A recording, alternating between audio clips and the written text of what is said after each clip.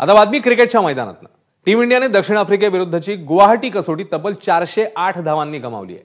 भारताचा मायदेशातला हा सर्वात मोठा कसोटीतला पराभव आहे। या सामन्यात दक्षिण आफ्रिकेने भारतासमोर 549 धावांचं आव्हान ठेवलेलं होतं। या आव्हानाचा पाठलाग करताना भारताचा दुसरा डाव 140 धावातच आटोपला।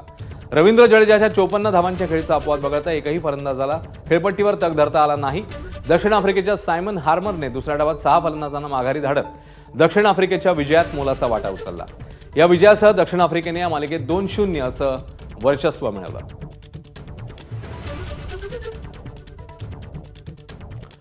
तेंबा बहुमाच्या दक्षिण आफ्रिकेने गुवाहाटी कसोटी जिंकत 25 वर्षांनंतर भारतात कसोटी मालिका विजयाचा दुष्काळ संपवला।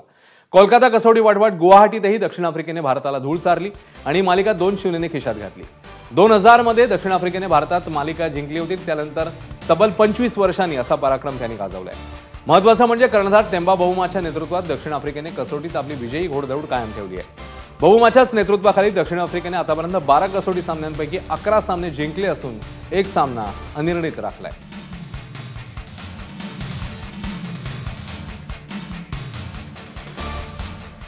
दरम्यान दक्षिण आफ्रिकेविरुद्धच्या दारुण पराभवानंतर पार पडलेल्या पत्रकार परिषदेत प्रशिक्षक गौतम गंभीरने या पराभवाची जबाबदारी स्वीकारली आहे। संघातले अनेक खेळाडू नवीन आहेत, ते अजून शिकतायत, पण एक टीम म्हणून आम्ही खेळतो, पण या पराभवानंतर बीसीसीआय जो निर्णय घेईल तो सर्वांना मान्य असेल असं गंभीरने म्हटलंय।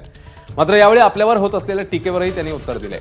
मी तोच व्यक्ती आहे ज्याच्या मार्गदर्शनाखाली भारताने चॅम्पियन्स ट्रॉफी जिंकलेली, एका नवख्या संघासह इंग्लंडमध्ये कसोटी मालिका अनिर्णित राखली आणि आशिया चषकही जिंकला, याची गंभीरने आठवण करून दिली आहे।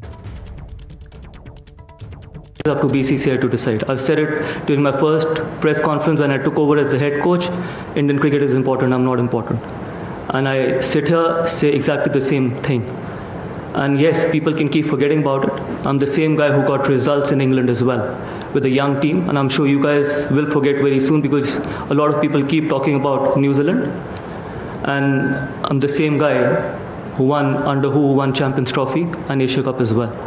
Yes, this is a team which has less experience, and I've said it before as well that they need to keep learning and they're putting everything possible to turn the tide. यासोबत इकडे एक छोटासा break, पुन्हा एकदा पाहत राहा BP माझा।